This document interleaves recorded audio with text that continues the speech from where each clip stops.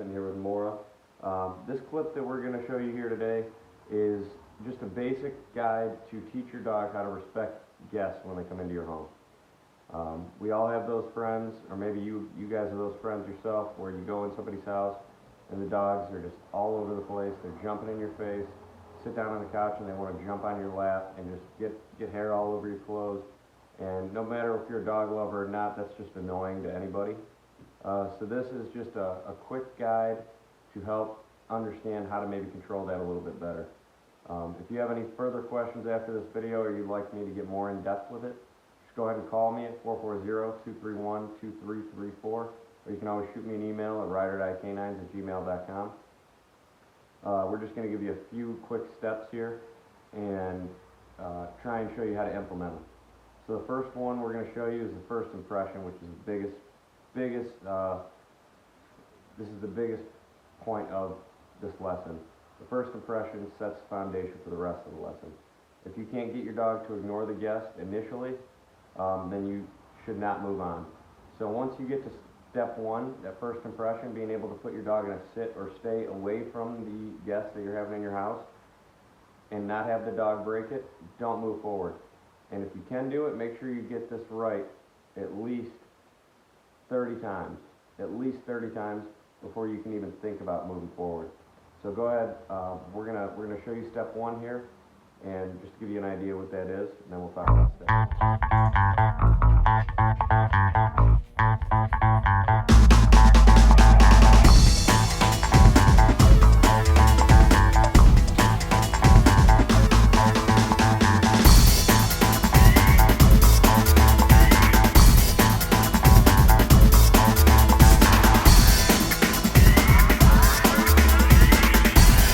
Alright guys, so step one was getting the dog to ignore the distraction.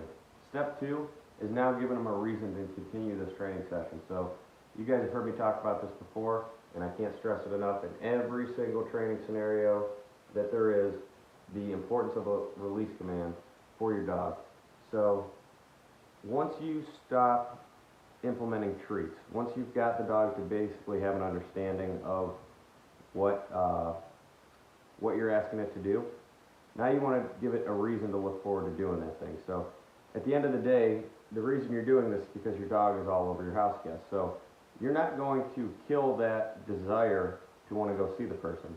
So you use that to your advantage by making that person the reward.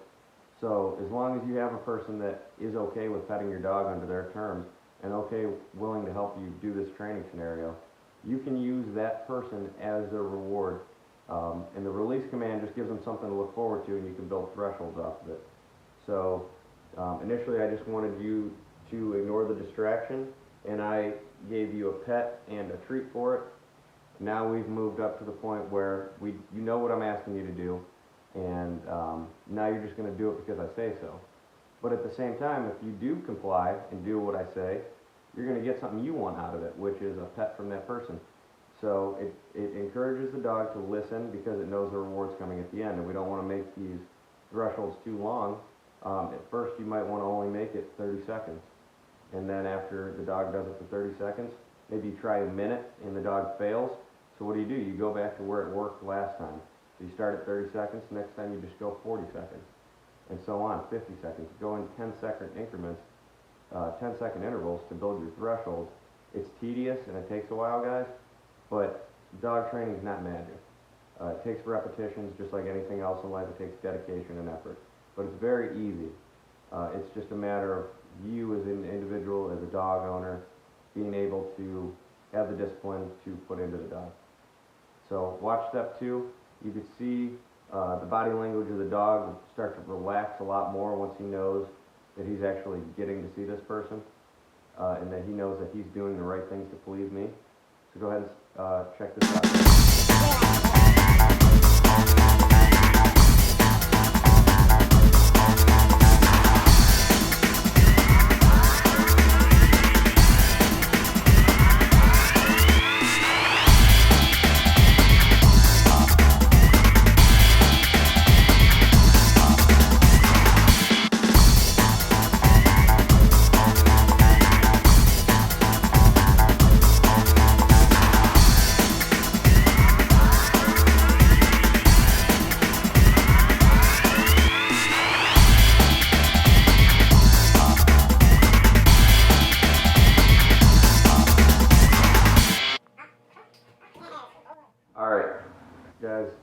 step 3 is basically building off of step 1, where you are having the dog ignore the distraction. So what I didn't mention in step 1 is that this distraction needs to be at a minimal level at first. So we're going to have the guest be stationary. We don't want the object to move, the object being your guest.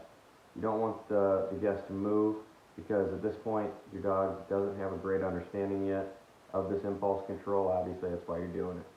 So you want your level of distraction to be there, but to a minimum. So you have your guest sit on the couch, or stand in one spot, or sit in a chair, whatever, until you can get the dog under control. Now that we've got it under control, we want to build the threshold, and we want to build the level of distraction that the dog's capable of handling. So we start making the distraction move. It's a new picture in the dog's mind. It's a new scenario, and it does spark a new level of prey drive that it's going to pull out of the dog, more so than initially when the guest first arrived. So basically what you're going to do now is you're going to completely repeat step 1, only difference being now your guest or your distraction is mobile. So now you're going to focus on keeping the dog in one spot while the distraction moves around you and getting your dog to keep focused on you and the task at hand. So go ahead and watch step 3.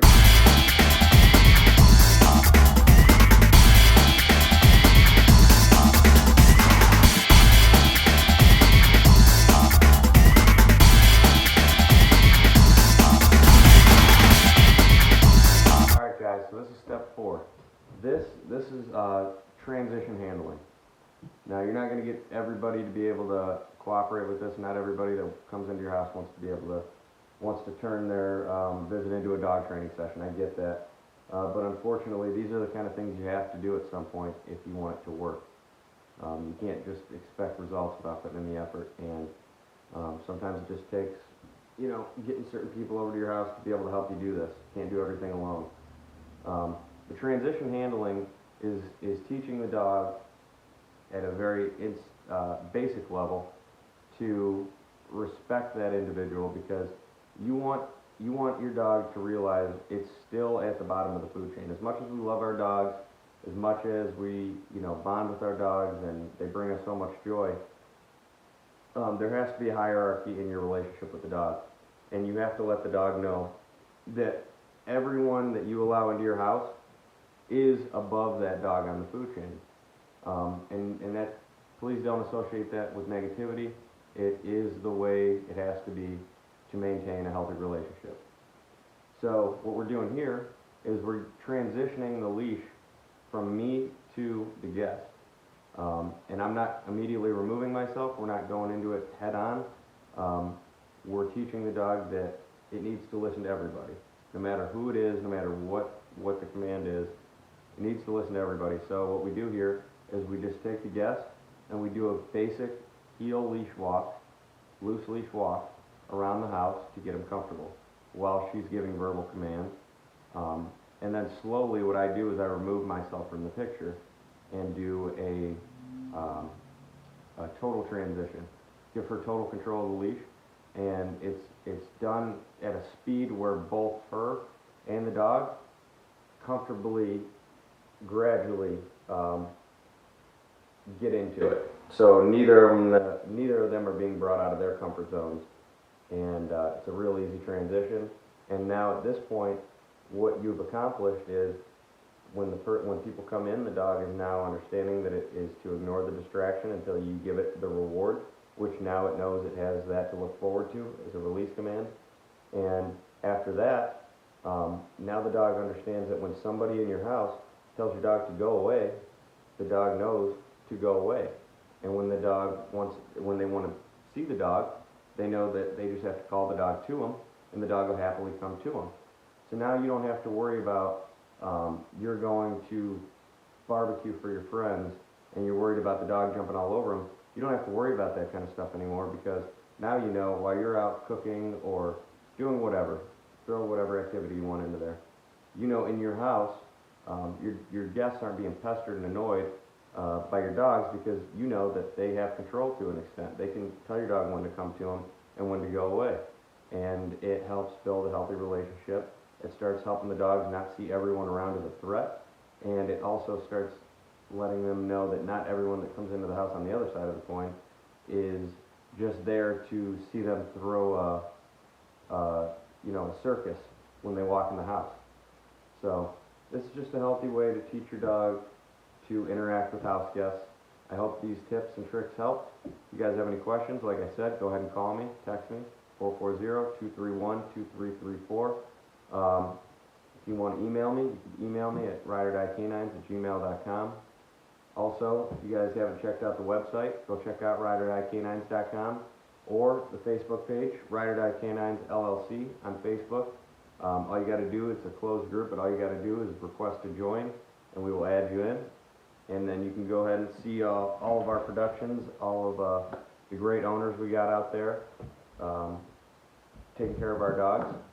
And if you guys are interested in future puppies, we have the Mavis and Royce breeding coming up. So go ahead and get a hold of me. All right, guys, have a good one. Thanks for stopping by.